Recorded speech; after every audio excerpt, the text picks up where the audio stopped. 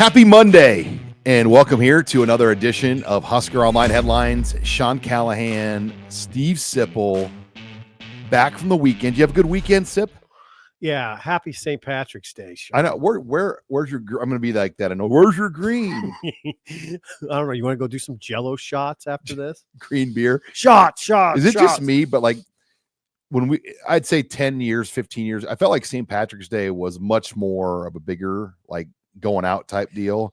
It doesn't seem like the younger demo gets into it like maybe our eras did.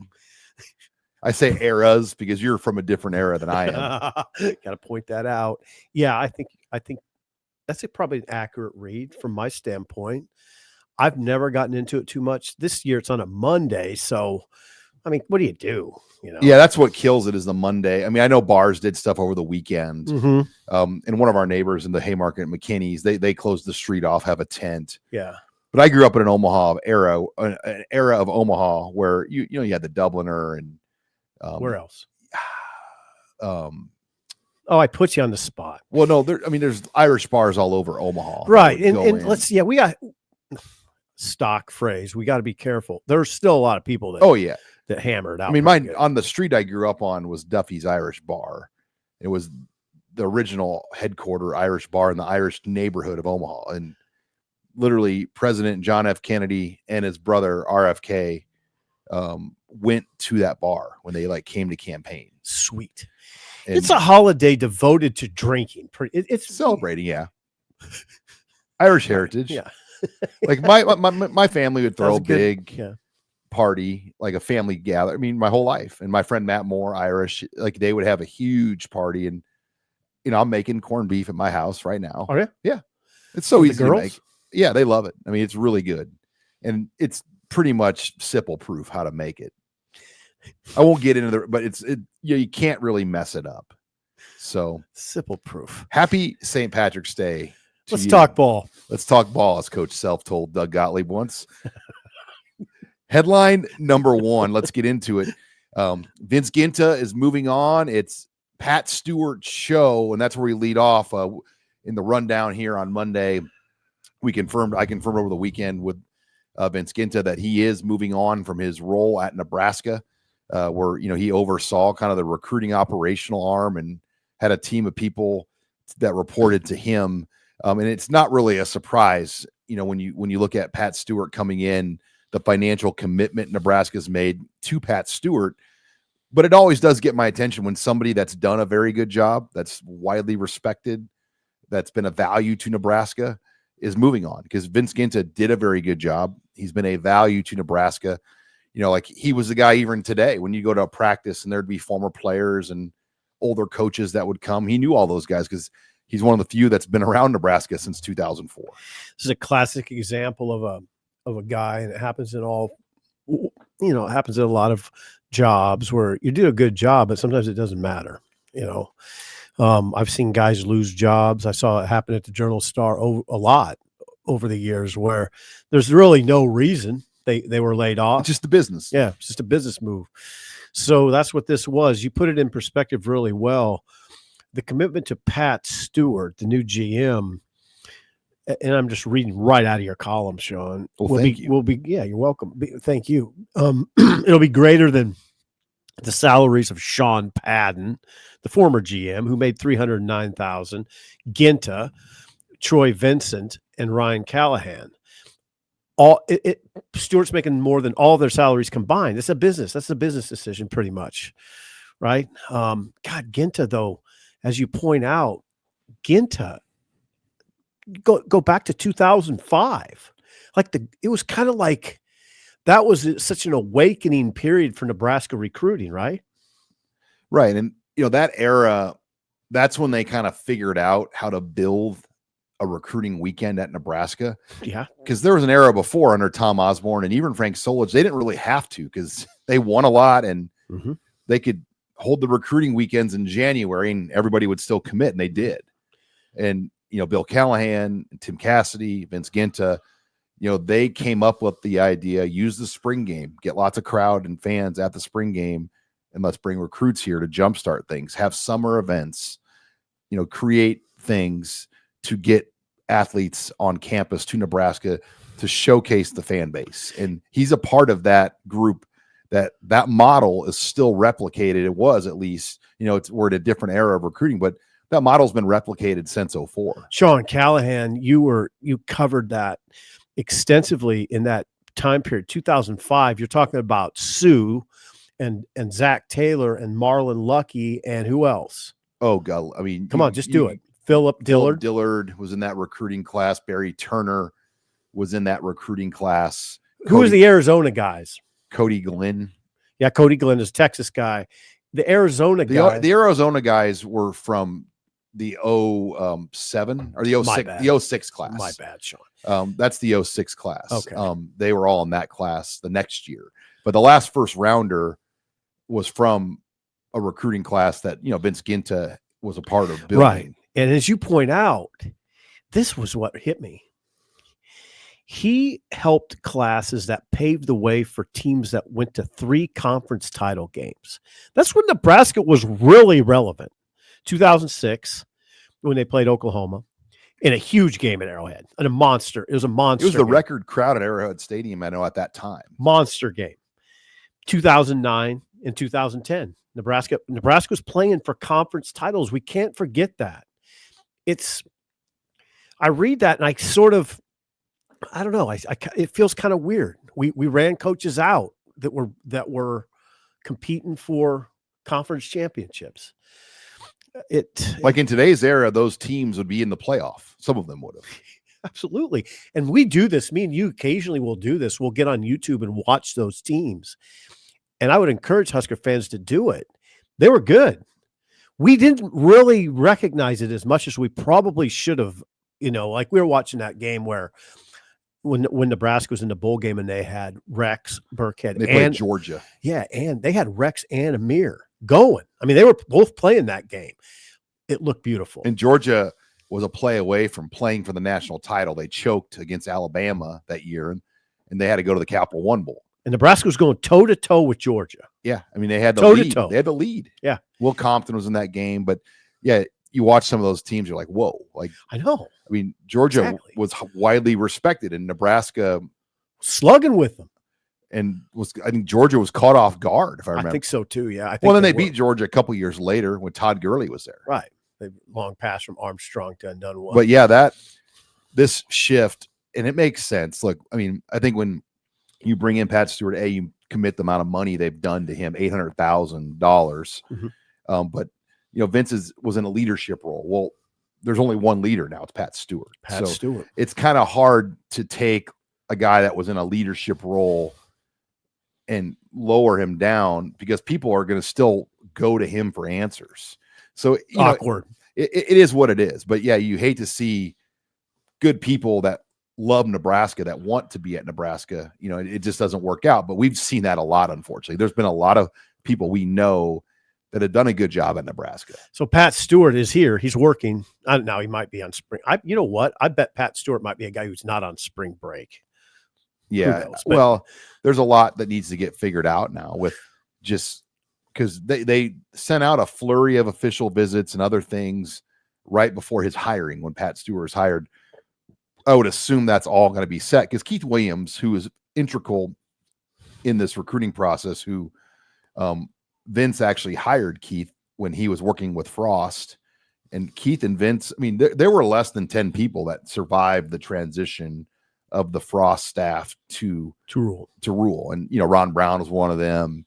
And when it all went down, somebody that left here told me, he's like, Sean, there'll be less than 10 people that make it through. And that's standard. I mean, So he was one of the few that made it. But yeah, Keith Williams was as well. And Keith is going to elevate into a bigger role, and he'll do a great job. Keith has been instrumental as a former player from St. Louis that played here, that understands kind of the ins and the outs. Also a former NFL player. Well, Nebraska fans hope you're right, Sean. But yeah, it's tough to see. But we'll learn more about the direction, and recruiting, as we know, is going to be different. It's going to be a lot different with how you do things with your money, because so much now is going to be about the portal and about free agent acquisitions, but also about retention. It's going to be surviving the Keona Davis offseason, where people are coming to him, or the Dante Dowdell type of move where then you have to make decisions about retaining a player. So there's a lot there that, Pat Stewart's job is going to be different. And that's what he's going to be expected to do, is manage this roster. And then obviously you're still going to have to go out and get recruits, but how much money do you want to put towards high school recruits? The job obviously has changed. Nebraska, some people will say, Sean, to you, well, Nebraska had a general manager. They did, but as we pointed out, Sean Padden was making $309,000. This guy's making more than double that. 2.5. So it's not the same, obviously. They're not going to commit $800,000 to a job that was like Padden's. It's that simple. And Padden was more, he had a big title, but he was very much under the radar. He didn't really deal with him a lot or see his name out there in a lot of conversations. No, you did. And the question going forward is, how above the radar will Pat Stewart be? I mean, he's not going to be under the radar, but what's it, in your mind, you have these visions. What will it look like? I don't know what it'll look like, because we've never seen, Sean, you understand, we've never dealt with this at Nebraska in our time. I've covered them Nebraska since 1995. And they've never had anything like this. Billy Devaney kind of was like that.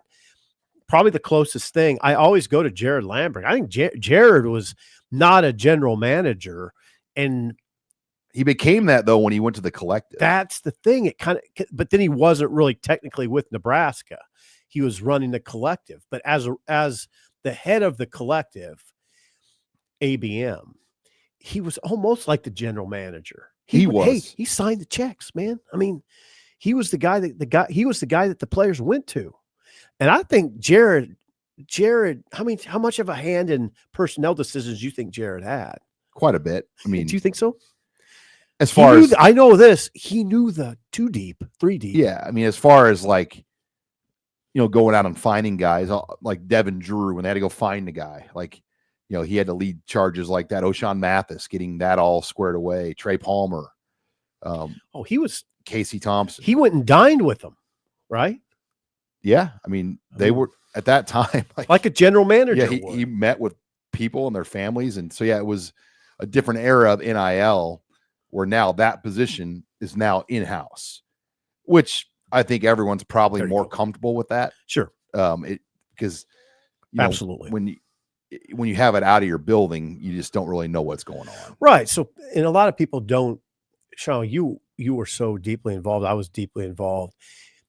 Most people don't know that Nebraska's NIL office was down in the Haymarket. Above Brewski's. Yeah, above Brewski's. So they had a pretty elaborate shop up there. I mean, it was an office building, office complex. Lawyers were up there.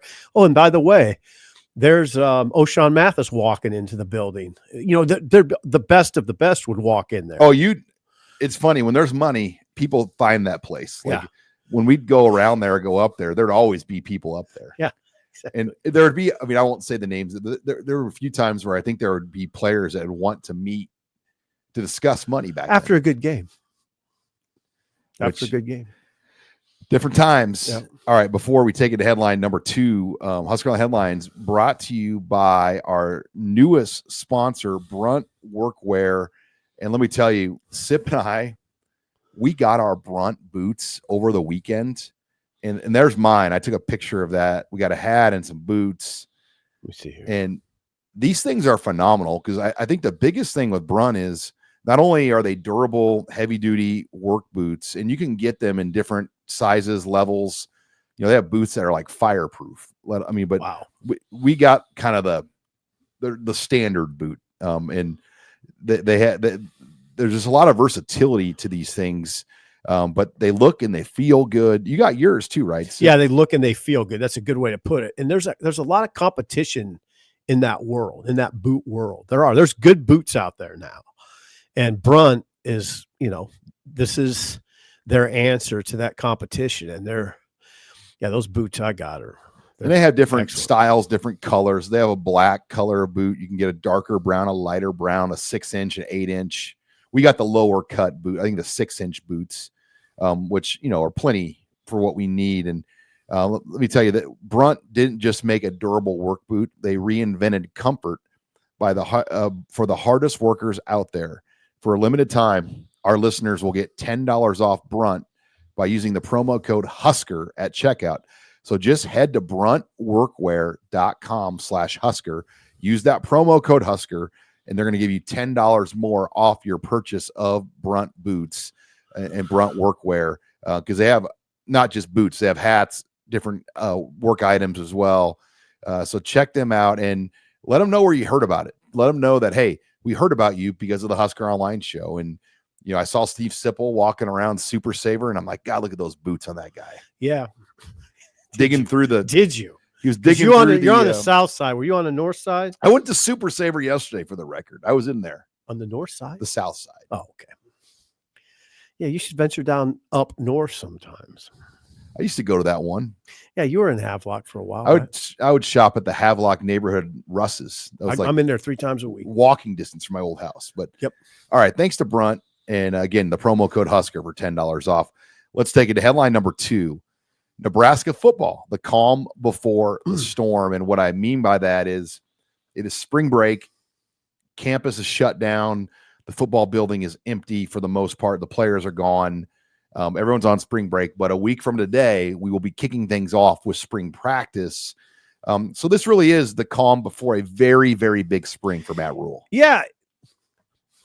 Sean, I think you say that because this is really the first year of expectations for Matt, right? I mean, I felt like last year had expectations because of how on paper they did, how the first 6-7 games lined up. I think this is the first season. Can I say that this way then? First season of significant expectation. Well, and he's in year 3, and right. Matt Rule has sold how hard year 3 is, big year 3 is in his deal. And year 1 wasn't a great year. Year 2, you could argue they won 7, and 9 was very much attainable. Just an okay year. Yeah, I mean, you can definitely sell progress, but you couldn't have sold progress if they lost the bowl game. They played par golf. Yeah, is probably the best way to say it. Yeah, there was a really thin line in that conversation. It's pretty simple. And they had some chances at birdies, and they missed them. Yeah, it's pretty simple. If they go and finish 6 and 7, lose to Boston College, how do you come away? And I still go back to the UCLA game, how much that week changed everything. It led to Dana Holgorsen. Led to Phil Snow. And we don't know. Oh, not really Phil Snow. Well, right? Phil Snow came in that week. That's when he came in on campus. He did come in on campus. He had been helping though. Yeah. So maybe it kind of led to Phil Snow. And Phil Snow's presence was all of a sudden here, which it wasn't before. Yeah. And I know he had been consulting from afar, but big difference when he walks in and starts kind of watching things. It did lead to him, and now he's got a full-time job. And then a couple weeks later, it led to Tony White moving on. Yeah. Yeah, it was. UCLA, and you I'm sure you, like I, remember it like yesterday, sitting up there. That was a bad loss, Sean. It was a bad loss. I mean, and when you think of the last few years and a lot of bad losses, that one sticks out. Especially when Eric Bieniemy basically got fired, like after the season ended. Yeah, and he just had he kind of, wouldn't you say, in Sean Callahan parlance, he kind of tooled up Nebraska, sliced him up. Yeah, he kind of tooled up. He kind of tooled up Tony White. I'm not sure the boss was very happy that day, Matt Rule. No, I mean, they held the ball for 14 of the first 16 minutes of the game. Right. You can't let that happen. You can't let UCLA come into your house and do that. And it was it was a very real thought though, that after that loss, they weren't going to a bowl. Right. Because they were going to have to beat Wisconsin for the first time in over 10 years. Well, they did that. And they did that, thankfully. Yeah. But at that point, think about Wisconsin the week before that. They almost beat Oregon. Yeah. So what are you thinking at that point? Wisconsin lost 16-13 or whatever by 3, a very, very close game to Oregon. Yeah. So what are you thinking? And that's you're going to have to beat this team to get to a bowl. And I mean, look. Now they bludgeoned them. They Nebraska did. But on the surface before the game, and we didn't know like the receiver, Will Pauling, wasn't going to play. And we didn't know that the really good defensive back for them wasn't going to play. Mm-hmm. They're the 2 best players. So Nebraska got some breaks, but that win, I don't think we can understate how big the Wisconsin win was. I couldn't agree more. And we saw, God, now we emphasize the horrid nature of the UCLA loss. One vision I have of last season was the joy in Nebraska players' eyes when they were hoisting that trophy, the Freedom Trophy, after the Wisconsin. When students charged the field. Yeah. And those players, those Nebraska players, they had that trophy, and that was a big thing. And it was, and as a observer, it was nice to see that. It really was. It was emotional too, just thinking about them making the bowl, knowing how hard it has been for Nebraska going back to 2016. Yeah, for sure.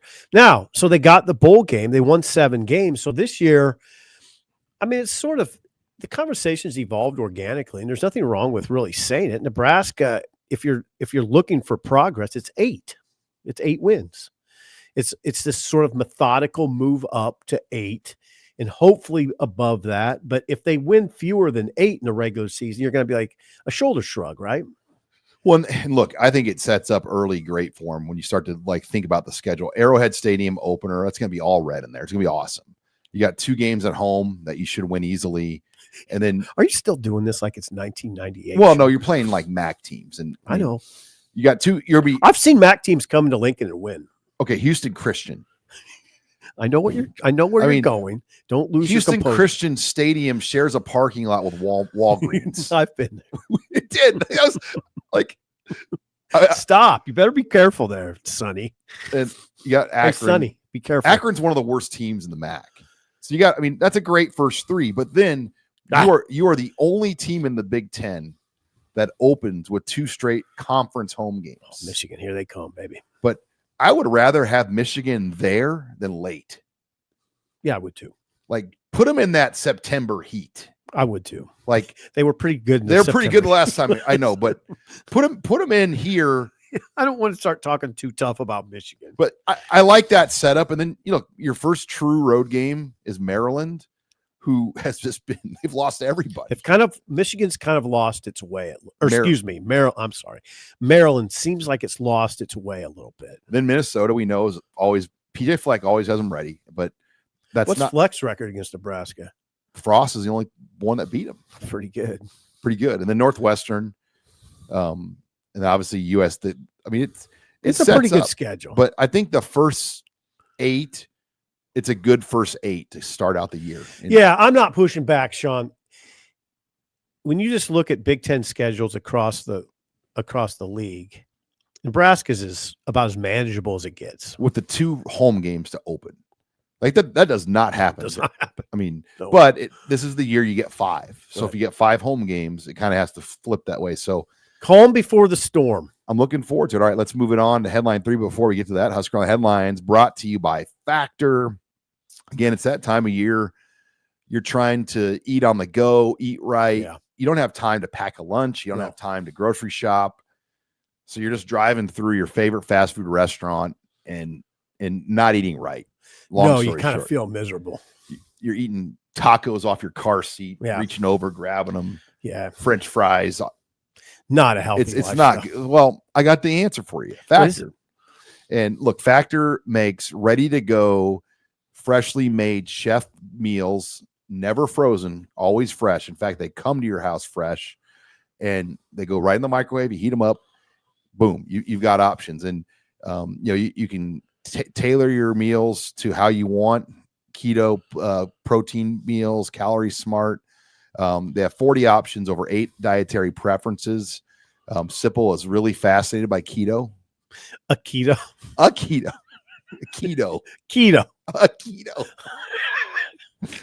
think he starts at second base for the Dodgers. I think you said Akita last time. Akita, yeah. Akita. All right. Well, with Factor, here's what we're going to do. We got a great special with HuskerOnline. Go to factormeals.com/factorpodcast and use that code factorpodcast. And we're going to give you 50% off your first box plus free shipping. Again, that's code factorpodcast at factormeals.com/factorpodcast. And you'll get 50% off plus free shipping on your first box. thanks again to Factor for sponsoring us here on Husker Online Headlines. Okay, let's get into some college basketball talk. Headline number 3, Nebraska basketball accepts a bid to the College Basketball Crown Tournament in Las Vegas. They will play Arizona 2 weeks from today. Arizona. What's Arizona's Arizona record? State. Arizona State. Excuse me, Arizona State. Bobby Hurley. Yeah, that's a 13-19 team. Yeah, and Bobby Hurley was set to be on the hot seat at one point, but he kind of survived that. But we'll get to see a Hurley coach against Nebraska. Yeah. Okay. The College Basketball Crown. It's new. I don't know. There's a lot of ways to address this. It's a new tournament. It's 16 teams. It is, Sean, I'm going to be kind of cynical. This is just a fill programming, isn't it? Well, here's what you got. Just a fill programming. The NIT is a 32-team tournament, and that used to be the gold standard of non-NCAA tournaments. Back in the day. And what the NIT, I use the analogy. The NIT is like when ESPN puts on a bad bowl game on a Tuesday night, when it's like a MAC versus Sun Belt team. Okay. That's the NIT. Now it is. Well, that's what it was always. Like to fill the Tuesday, Wednesdays, and when there's not an NCAA tournament game on, the NIT's on, and it filled like those windows of programming for them. Well, this is going to be Fox's version of that. So, but what Fox did was say, look, we're not going to make this a 3-week tournament like the NIT, and we're not going to load it with a bunch of small mid-major teams because, if you're Nebraska or Arizona State or Georgetown and you get beat by like Marist in the NIT, right, or St. Francis, right, or somebody like that, Ooey Pooey, or I'm just coming up with like that's at school in Indiana. If you lose a game like that in the NIT, you have issues. You've never heard it pronounced. Yes, I know. I've never heard it pronounced that. I know what school you're talking about, but I've never heard it pronounced ooey pooey. Sorry. If I get where you're coming from. Are like you lose to I get the picture. A bad team. I make it lower. Now, this field is not loaded. I mean, I want to make that clear. West Virginia declined, Penn State declined. Hold on. My pre-show research turned up at least, I didn't get through all 16, but there's at least 5 schools that are sub 500, Sean. Butler's 14-19. You've seen DePaul. What'd that look like to you? They're 14-19. USC's not a bad 16-17. ASU's 13-19, I believe. Colorado's 14-20. Now there's some decent records in here. Boise State's 24-10, for instance. Oregon State's 20-12. Boise was the first team out of the tournament. Is that right? Along with West Virginia. Yeah, West Virginia got jobbed. Right. And there's a thinking that, this thing doesn't go for 2 weeks. Like Darren DeVries in 2 weeks from now could very well be Iowa's coach. Yeah. So I think that's probably, just the chance of all their players going in the portal.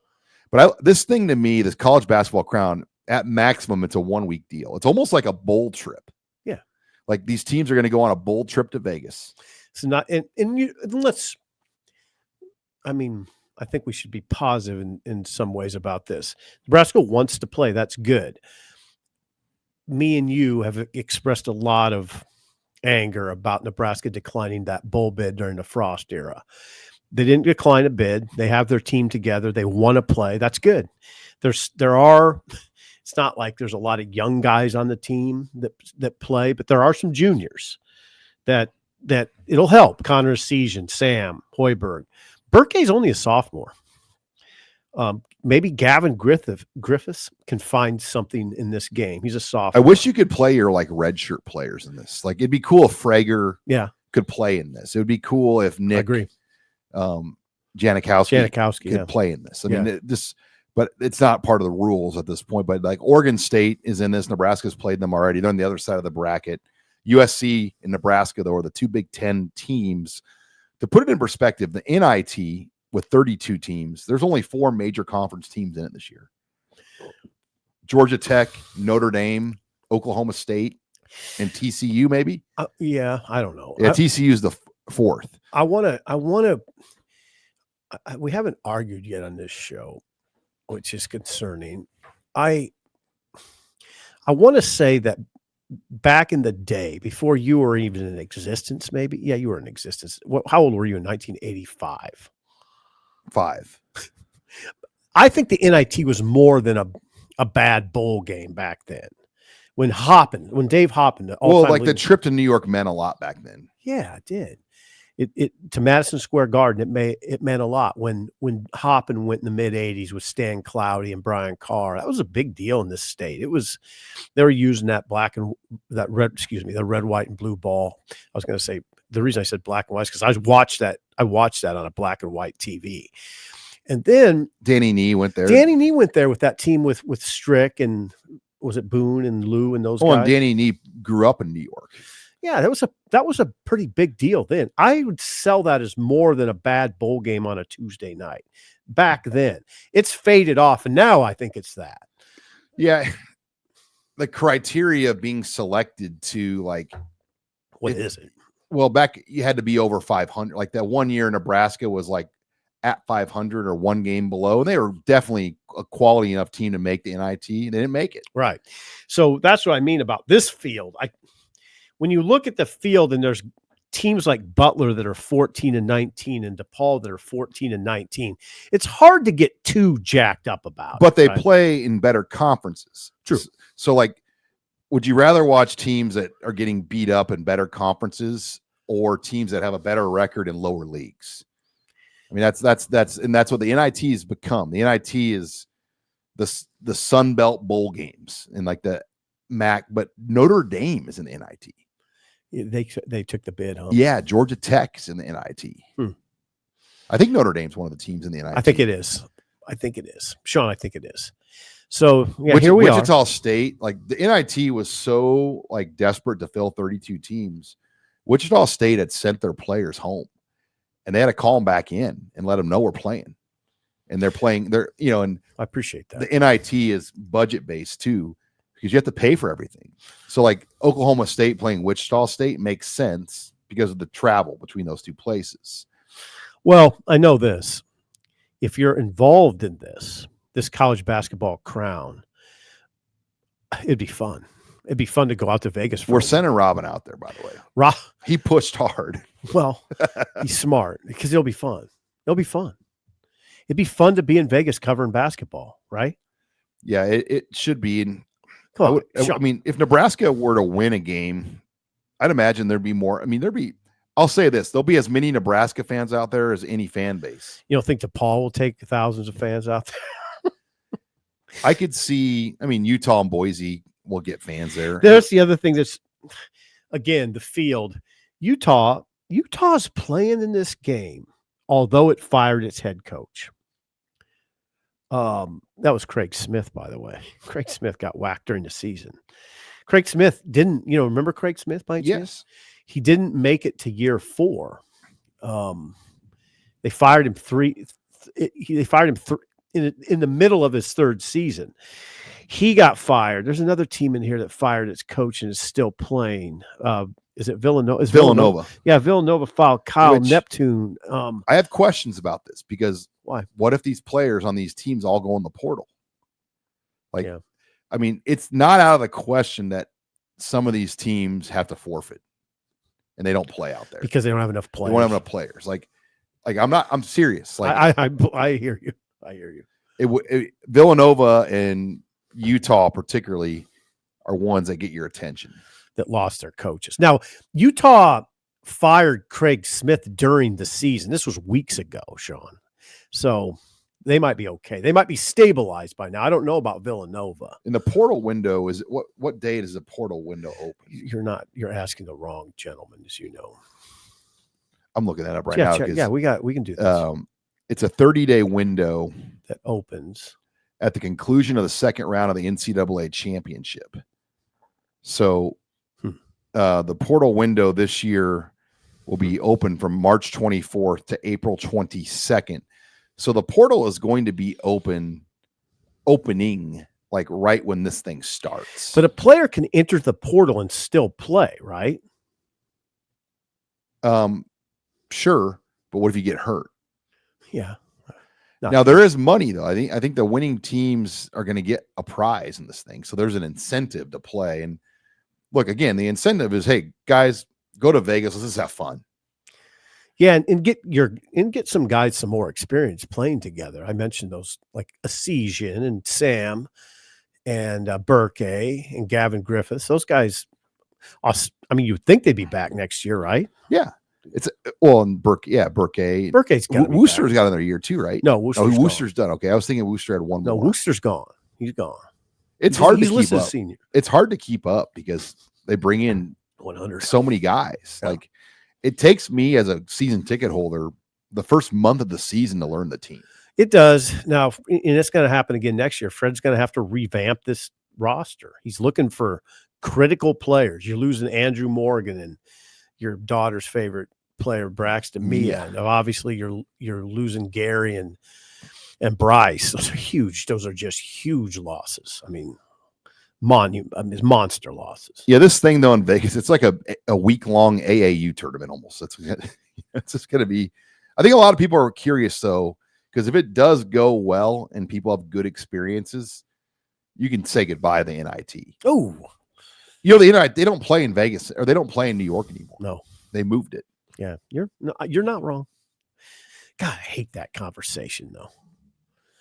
The NIT used to be something. I mean, as any Nebraska fan that's followed the team for a long time would fully understand, the NIT used to be something. The NIT used to be Nolan Richardson coming to Devaney Center. I mean, it felt like an NCAA tournament. Jerry game. Tarkanian. Yeah. Those were big time games. When Nolan Richardson came in here with those checkered pants, but I was there. That was a huge night. Who'd they play? Nebraska. Who'd they play? The Arkansas? Yeah, Arkansas. Yeah. Yeah, Razorbacks. 90 minutes of hell. Oh, I will say not 90 minutes of hell, 40 minutes of hell. What's hurt the NIT is the lower leagues are not as good in college basketball, so they don't steal bids from the major leagues. And we'll get into this in our next headline, but like the SEC got 14 teams in, where in that era that you like, SEC wasn't getting 14 teams in the tournament. No. There would be available teams to the NIT. We're good teams, available teams that are good. We're over our skis a little bit. Are you sure that you can say definitively that the lower conference teams are not as good? Well, they're not getting bids to the NCAA tournament, which means the major teams their teams are winning like 19 games are getting into the NCAA tournament. And no, you're right. Like Creighton, when they were in the Missouri Valley, like there were times where there'd be 5 teams or 4 teams that would go. Now the Valley is a 1-bid league. Yeah, and I noticed these guys that are picking these games, it's pretty chalky. Yeah, it's just pretty chalky. I think there's just not much of a middle class anymore. Right. It's either the top or the bottom. It's like the U.S. I knew you were going to go there. That's true. There's not much of a middle. No. And so that has taken away quality teams from the NIT and scared off other teams. They don't want to play in that. And anyway, all right, let's get into Sean. I like it when you talk basketball. Headline number 4. Speaking of, March Madness is here, but before we get to that, headline 4 brought to you by Mando. And walked in the studio, and again, I was like, God, what is that smell? That gorgeous scent. Steve Sipple brought the Mando. And look, if you've never tried Mando, it's 100% natural. It's organic. It's fragrance oil free. It's dermatologist recommended. They have deodorant, body sprays, soaps, tons of great products. And Sipple, you swear by it. Well, there's a few things that are readily sort of recognizable. The deodorant is amazing. Now, without getting too far down the road here, if I don't work out, I don't necessarily like to shower in a day. And what I notice is when you peel off a shirt after putting on Mando the day before, it still smells great. I mean, I think they put on there 3 days. It's 3 days. It lasts 3 days, the scent. It's strong. The other thing, I get compliments quite a bit on the body wash. It's really good. Like the body wash the scent is excellent. It's high level. I'm not kidding. That stuff is real. Like it's a difference maker. So here's what we're going to do. You've never tried Mando. Sorry, Sean.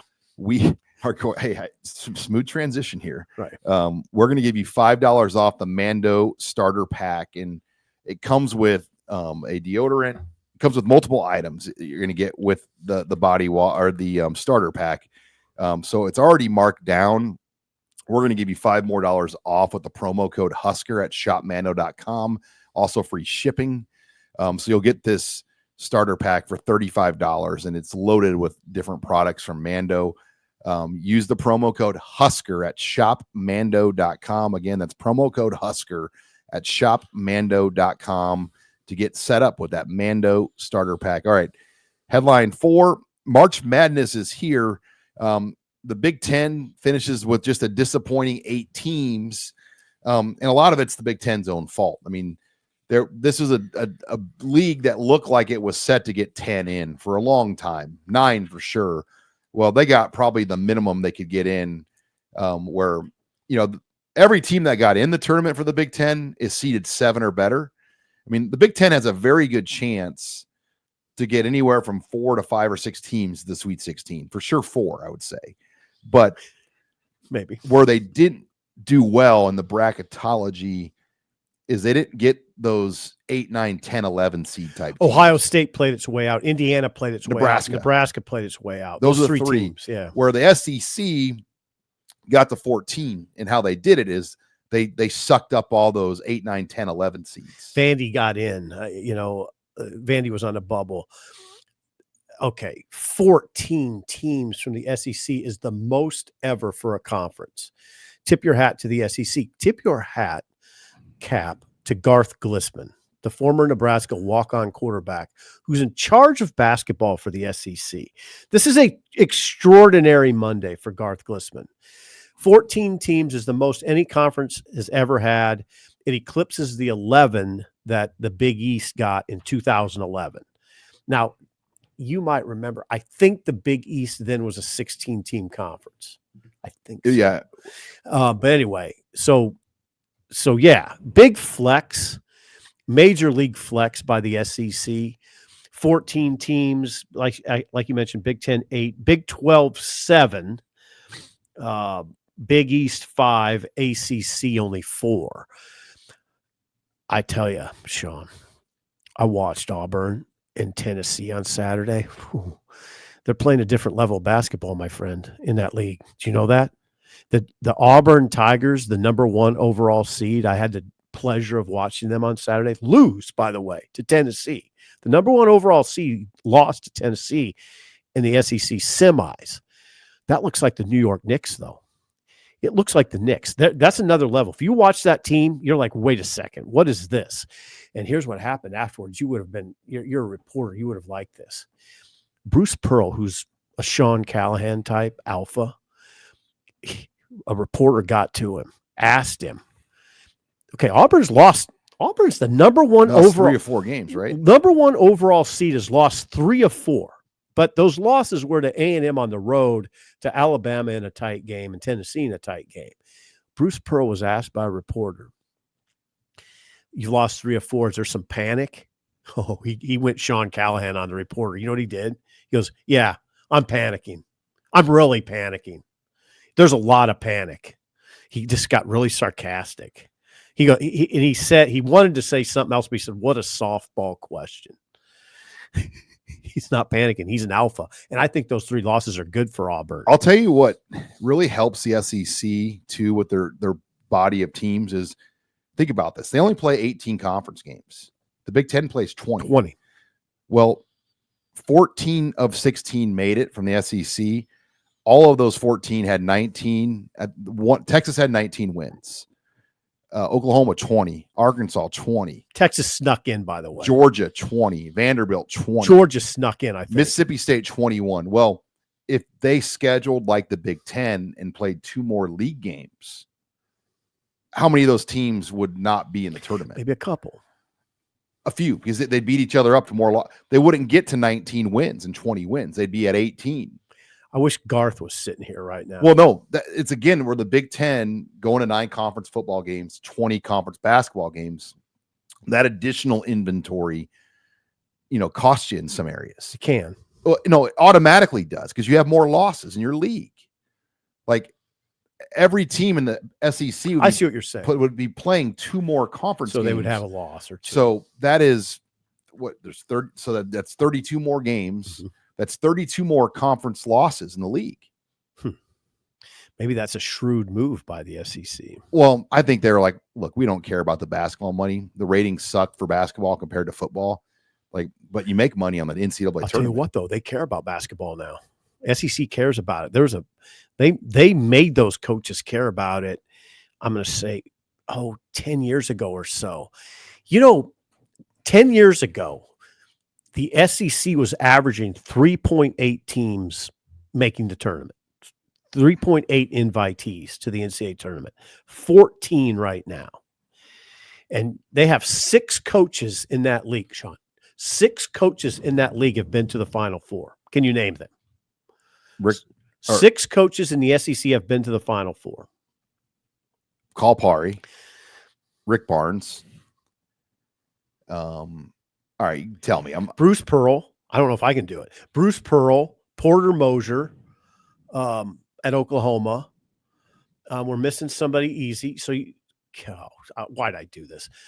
Calipari, Bruce Pearl, Rick Barnes, Nate Oates, Porter Moser, and then we're missing one. You know what? The point is 6 have been to a Final Four. Todd Golden, the Florida coach. Remember how much trouble he was in at one time? Went away. Not any trouble anymore. Went away. 30-4. 30-4. He was like caught like Instagram messaging like several co-eds. Well, I mean, that's what the report was. That's the report was. I mean, there were screenshots. And apparently it wasn't anything major because he's exonerated. No, I know. But like he went through all that and got through that. But what did you think of Michigan being a 5 and Wisconsin being a 3? Michigan wins the Big Ten tournament. This is what you're alluding to, and gets a 5 seed. Well, I watched them. I've watched them 2 or 3 times. They look about like a 5 seed to me. When I look at their talent level, they look about like a 5 seed. And Wisconsin, I would think, has a chance to go deeper than Michigan. So I'm okay with it. Wisconsin, Tanji's a beast. Wisconsin is scoring at a rate that's higher than they've scored since the 70s. And you would agree that they're still a scrappy team, but they're scoring now. That's a team I think can go deep. I think Maryland can go deep. I think Michigan State can go deep. I'm not necessarily in agreement with you that there's 4 or 5 teams that can. Well, there's 4 teams that are seeded in the top 4 seeds. Yeah. I don't see Purdue really going deep. I could see Purdue losing in the first round, actually. UCLA or Oregon, though, one of those 2 can make it in the Sweet 16. UCLA or who? Oregon. Not Oregon. I don't see Oregon, although they got on a heater late. They have 5 stars, though. They have a roster. Like Maryland's the one that intrigues me. The Crab 5. The Crab 5. And they, to me, are built to go against those SEC teams. Yep. They're built better to go against them, but I mean, Nebraska they only play 5. They only play 5 guys pretty much. They bring a guy named Geronimo off the bench and kind of play 6-ish, but 5 players.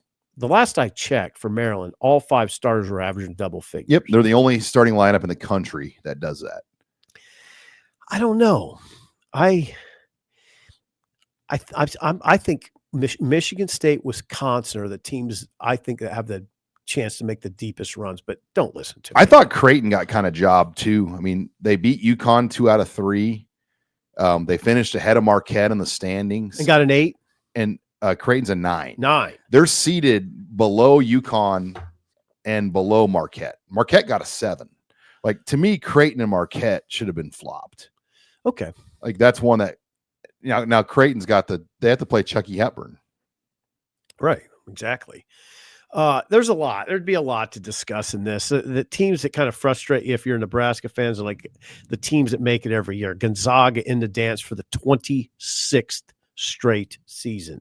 Kansas is over 30 straight seasons in the dance. Purdue 10th straight season in the dance. it gets kind of frustrating when you're watching the show, and you're just like, man. Kansas, Arkansas, like that's a CBS game, by the way. Shocker. South versus Calipari in the first round, the winner plays Patino. How about that? Assuming, which you shouldn't do, that St. John's beats who? Omaha.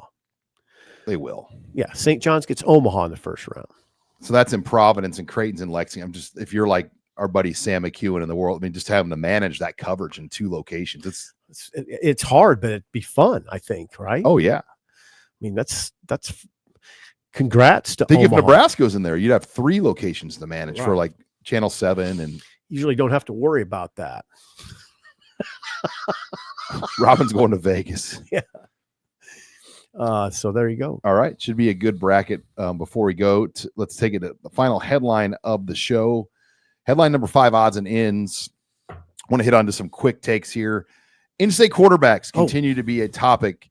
Jet Tamala and Braylon Warren now have multiple Power 4 offers each. I wrote today they are as highly recruited as in-state quarterbacks as we've seen maybe since Crouch. And I know Kalen was up there too. And Zane Flores. But these two for this early, we don't see that in Nebraska very often. Jet Tamala. So you mentioned his Power 4. Yeah.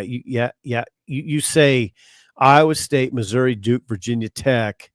Then you say the next question, will any of the major brands in college football try to get involved later in the spring? I wouldn't be surprised if Michigan jumps in on Jet Tamala. They're recruiting him. They haven't offered.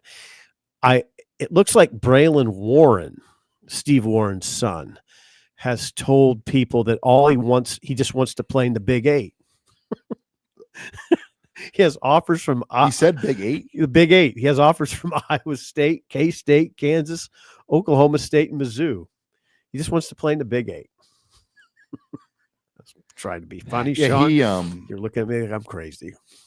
He didn't come to Nebraska's camp last summer, which was surprising, just to throw for them at the camp, because they offered several young quarterbacks at his age. If he come this June, he doesn't have to now. I mean, he's got offers galore. Well, if he wants a Nebraska offer. So then what Nebraska would go watch him throw at his school. Like this spring, a lot of schools will go out and you can watch a throwing workout. Tell me it's too late in June. You don't get the sense there's a lot of traction with Nebraska and Braylon Warren right now. You just don't. But what I'm asking is, if Braylon Warren wanted a Nebraska offer, would he need to go throw for him in June at their stadium? Or a private workout at the school? Okay. At that point, but they've got a 2027 quarterback already identified, Nebraska, so that they're going after first. Okay. Well, there you go. You can't, Nebraska the last 4 years has taken more in-state players than they've ever taken, and it hasn't really honestly worked out well. So if you're Matt Rule and your job is on the line every year, pretty much now, you can't really worry about appeasing all the local coaches. And you have to do what you got to do to win. Well, sometimes we just stumble into topics. That appeasement. Why is that? See, here's the thing. I've always felt like you should never appease. You only cut off the appeasement when your job's on the line. And this is not a Rule conversation at this point. I've watched Nebraska coaches for years do that. Take guys that you kind of just shake your head and go, well, what? There's no reason to do this, really. But they do it because it's an appeasement. I wouldn't go down that road too often. Now, when you're only taking 15 high school kids a year, right, can't even really do it. You can't really. I feel like the two that they've offered, I don't know for sure if either's a slam dunk right now. The two being Isaac Jensen and Jace Reynolds, for various different reasons. I could see Isaac Jensen possibly going with Jet Tamala somewhere. Like Missouri could want both those guys together. And Jace Reynolds, there's not a lot of push right now to get his commit. So an in-state commit, they'll get one. It's just I don't know who it's going to be right now. Amarian Jackson goes to Iowa State, right? And they didn't offer him. No, probably didn't run fast enough, is my guess. Barry Freeze is the one that intrigues me from Elkhorn North, 6'3.5", 225-pound linebacker, and he's going to have a chance to win state hurdles. one thing that you would drill home, I'll drill home for you. A guy like Amarian Jackson, people might say, "Well, why not Nebraska?" Probably comes down to what he runs. Rule is stringent on times. You got to run. You got to really. I don't know what you got to run as a receiver, but it better be probably in a 4. You need to be close to NFL combine level testing at your position, because you can't really make someone a better tester. Right. To an extent you can, but not really. Right. Like, that's God. And you got to run as a wide out. But yeah, Barry Freeze is a guy that intrigues me. Look at, and he lines up next to Jace Reynolds. And I've had people at Elkhorn North actually tell me that he's the better of the two. Wow. And they offered Jace Reynolds, who's a good player, but Barry Freeze at a verified 6'3.5", and he's going to run like 14.6 in the hurdles. My guess is Nebraska, Keith Williams, for instance, would have a pretty detailed answer as to why they offered Jace Reynolds. Yeah, they're not pushing for his commit, though. Like, if I was Reynolds, I'd be trying to commit right now, knowing how limited spots are going to be if you wanted to be a Husker. And that's the other thing we don't know. Does the guy want to be a Husker? But okay, let's move odds and ends on. Nebraska wins basketball, qualifies for the NCAA tournament for the 3rd time in 4 years. Nice job, Amy. Their best run since Connie Yori went 4 in a row. So that was 2012 to 2015, right? Right. And then they're playing Louisville, and one of Paul Sanderford's old assistant coaches is the head coach. Don't do this to me on the name. Get it? Jeff Walls. I know Jeff. That's why I was. Jeff was, yes, he was a young assistant for Paul Sanderford. You got to go back. He coached Amy. He did coach Amy. I was covering the team back then. And I loved covering them, and I loved Walls. I would go in to see Paul in his office over there at the Devaney Center, do your normal weekly interviews, and Paul was very accessible. But in the corner of the building, little offices over there was say his name again? Jeff Walls. Jeff. He was just a young guy, but I'd always hear this sound come from the back of the room. Sipple, get over here. He's really funny. Walls is very humorous, a very humorous guy. Sean, you would love him. I think he had interest at one point, when the job was open. I mean, they could have had a chance at him. I don't know. Louisville was rolling. I had heard, though, he understands. I know Walls. Be careful, youngster. But that whole thing with Connie, when that all went down, it was just a tough. He was rolling at Louisville. He was rolling.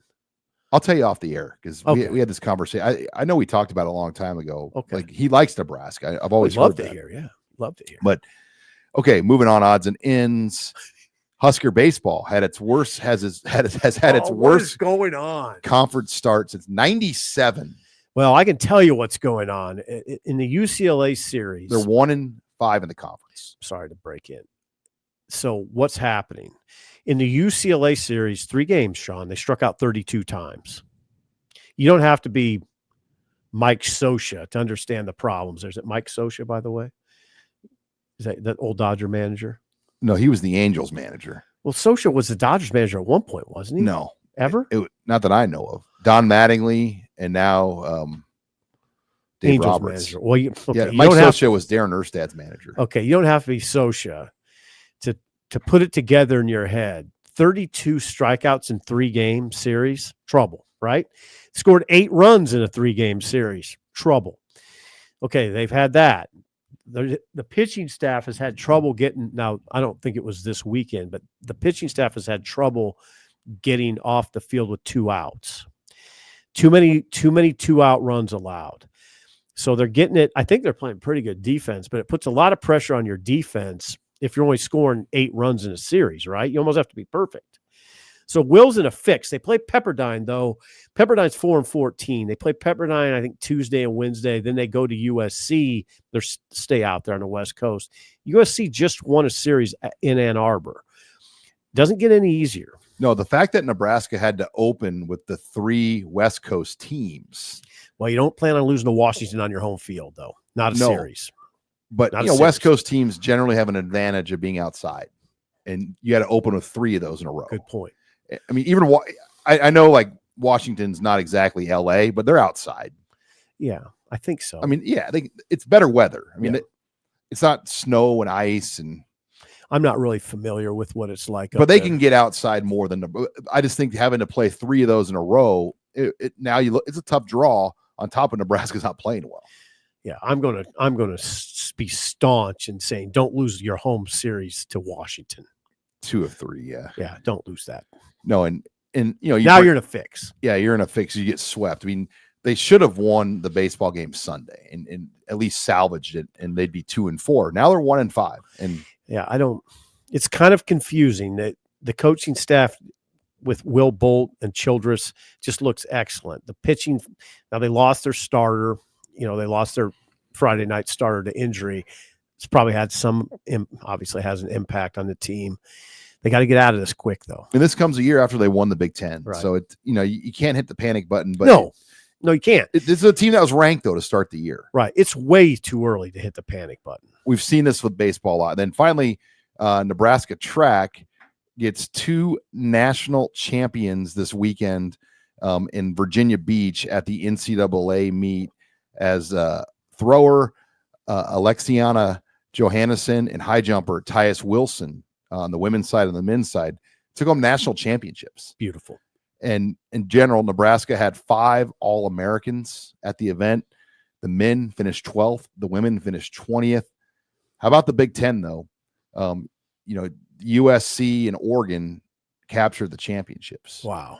And Deja DeFran won the 60. So Lincoln High native won the NCAA. Lincoln High grad, huh? Lincoln High grad. Did she graduate? Correct. Yeah, she didn't go to another school. Is what I'm. No. She finished. She grew up in Lincoln, and she went to Lincoln High. So she was on the same high school track team with Darius Luff.